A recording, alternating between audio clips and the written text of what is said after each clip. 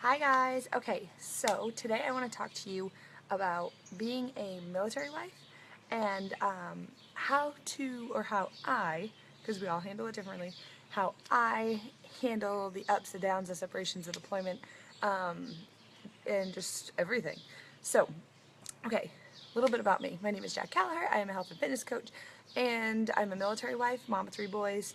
I have a very busy lifestyle, and it's some of it's by choice. Like I like being busy. Let's be honest. If you guys have watched my videos before, I have a lot of energy. Okay, and don't mind my voice. Summit, my coach conference was so amazing, but I have like nothing left. Okay, from all the cheering and wooing and awesome time. All right, so why am I talking to you guys about this? Well, one, because I think it's important.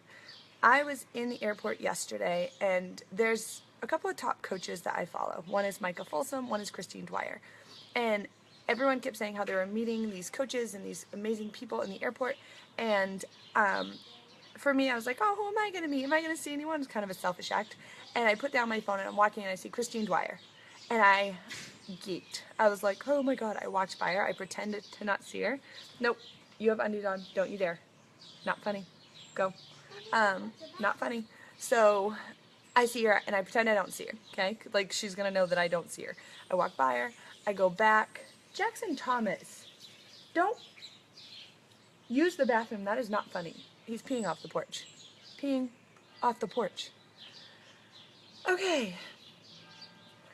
Rewind, breathe. All right.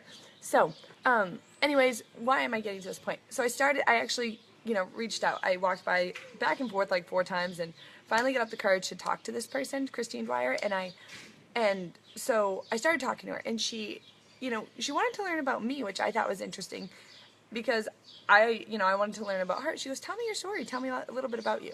So I did. I told her about how I was an Army wife. I told her about how many times we've moved and how these transitions take place and how it affects the kids. And, and a question she asked me was 2 questions. Do you share that? And I was like, do I share that? I was like, yeah, I share that. And she goes, do you really share it? And I was like, you know what? No, I don't. I don't share the truth behind it. I don't share a lot of my feelings behind it.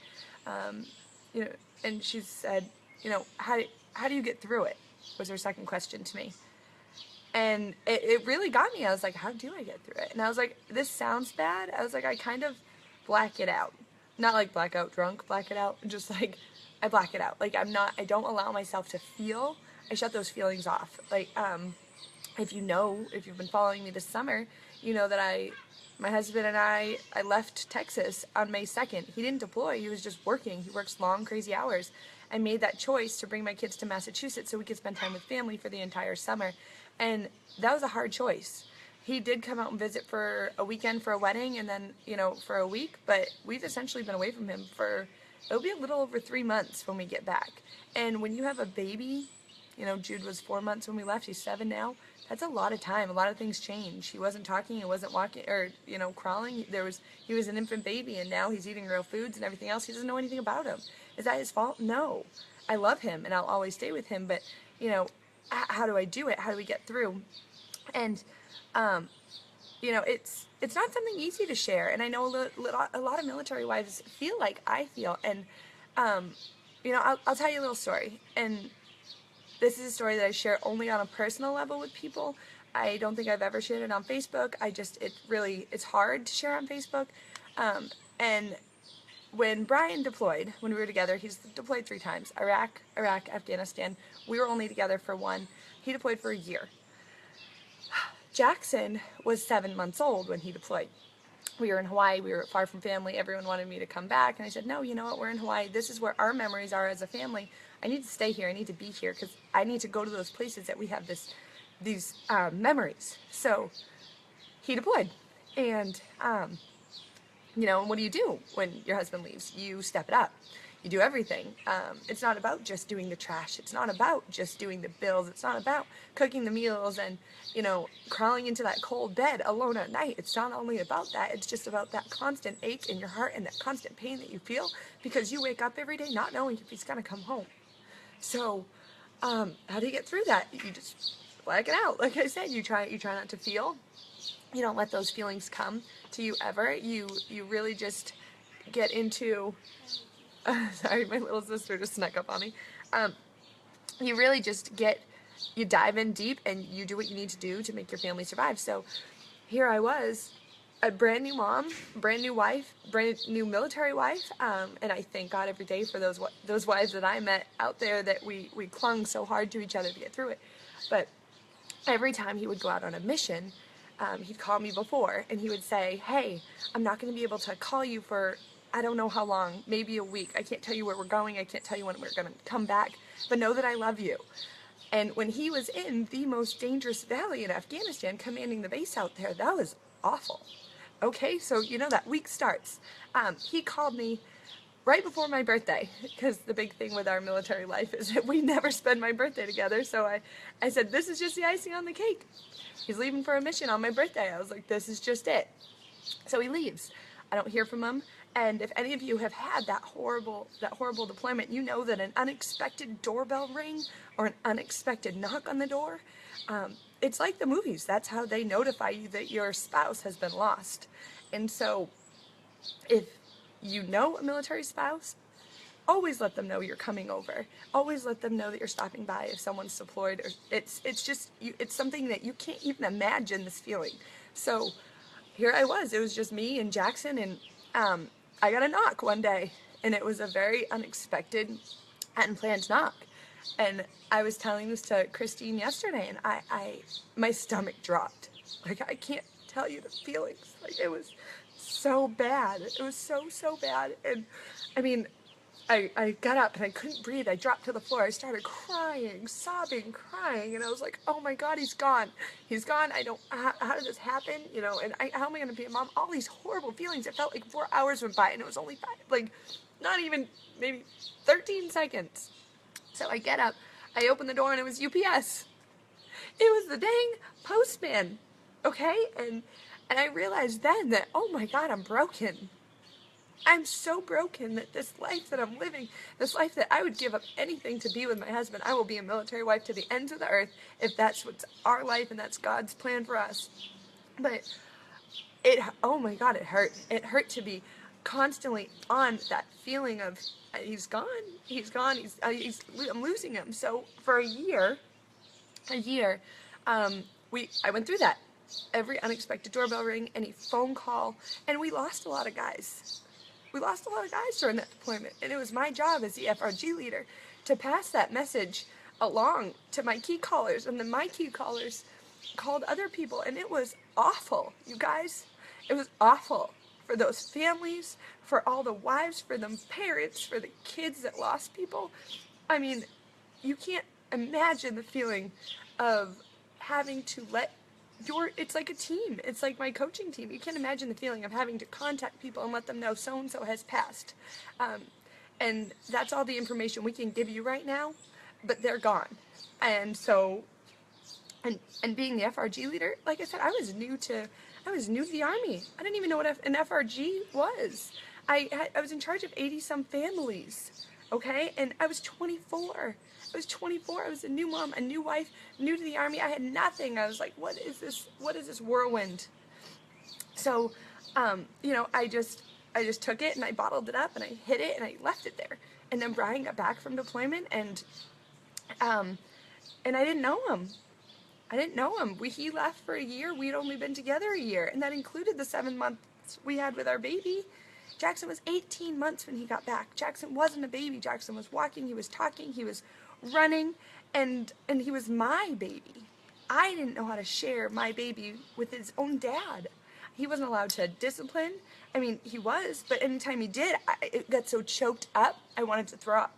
Like, I had to protect Jackson from his dad, which it was his dad, and Brian's not an unfair or mean man. He is a wonderful, wonderful man. And to have this feeling of hatred towards him and this pent-up anger towards him because he left me for a year, and I had to fear that he was going to die every single day for that year. It was awful. And so he came back, and we got along, but it was really hard, and it takes months and months to get back together and get on that same page. And then we got pregnant again, and we got pregnant with Emmett, and we moved to Vermont. And in Vermont, we moved to central Vermont. It was down in the valley. It was beautiful. We bought a home, and we thought that would be our downtime. We thought that would be our connection time, and it wasn't.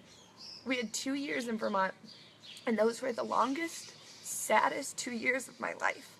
I had no friends. I had a couple of awesome girls that I met, but I saw them maybe once a month, if that, and I was at a play group. I didn't reach out for help. I hid. I hid completely. I mean, I hid so hard you couldn't find me, and anytime anyone talked to me, I was angry.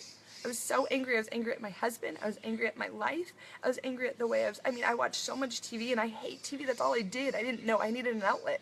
So I drank. I drank a lot of wine, and I drank it not because I like it or just to go out and have a good time or just with a glass of dinner.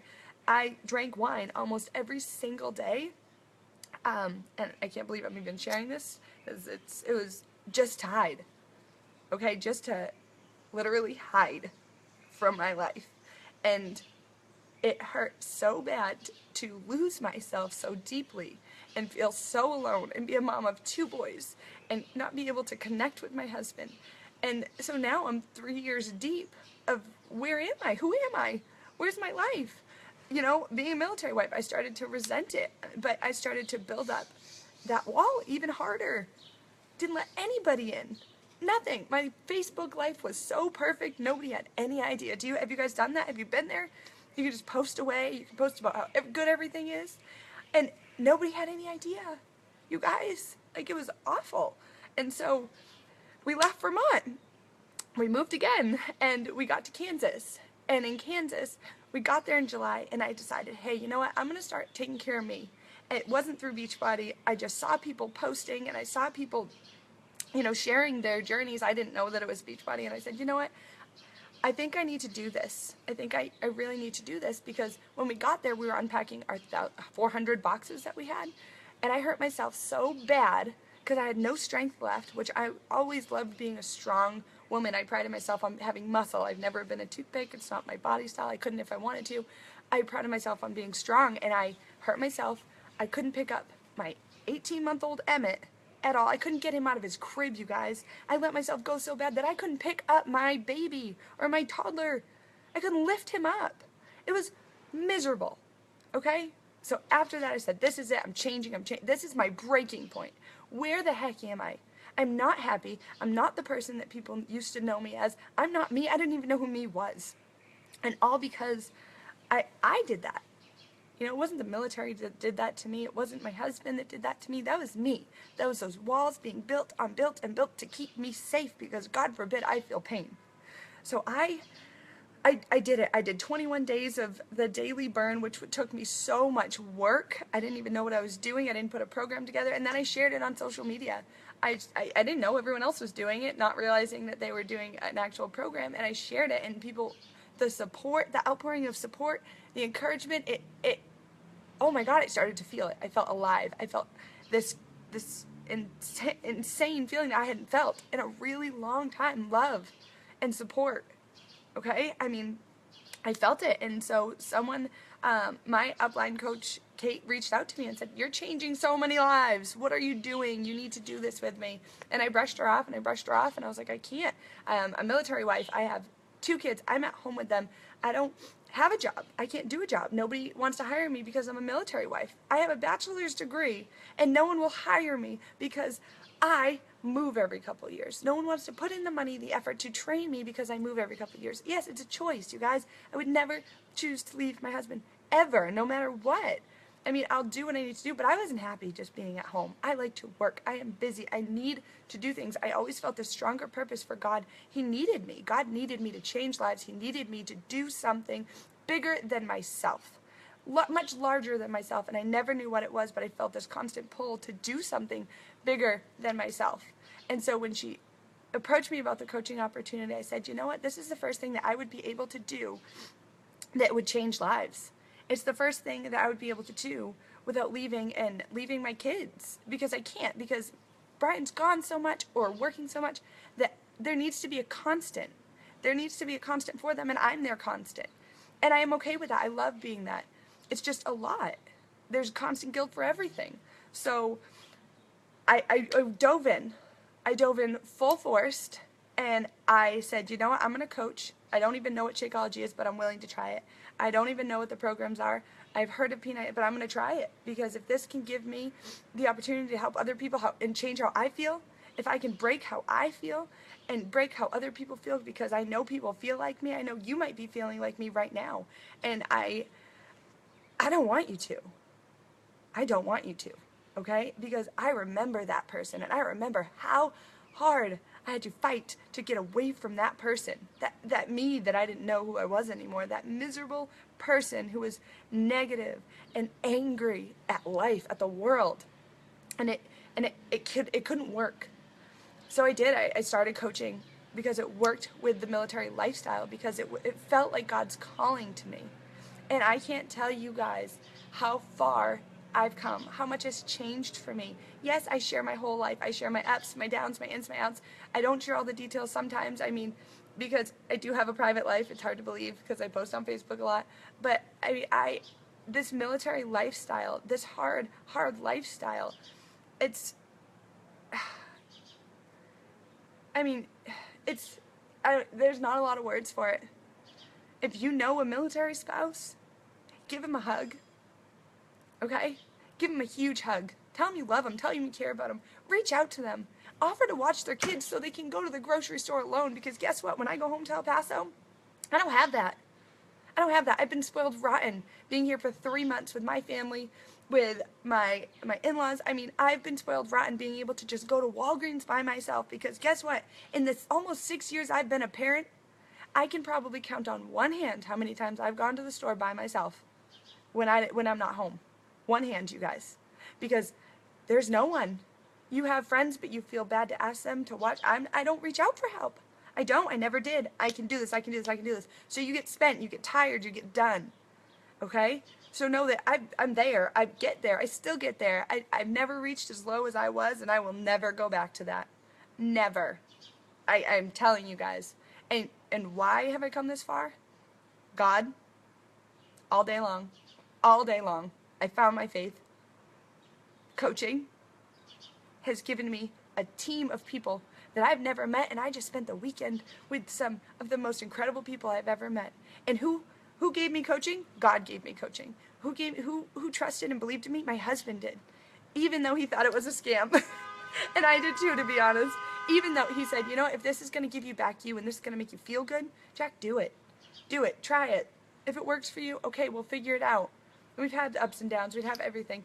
But as a military spouse, you need to find you. You need to do something for you. You need to take that time out for yourself, because you can get lost so easily.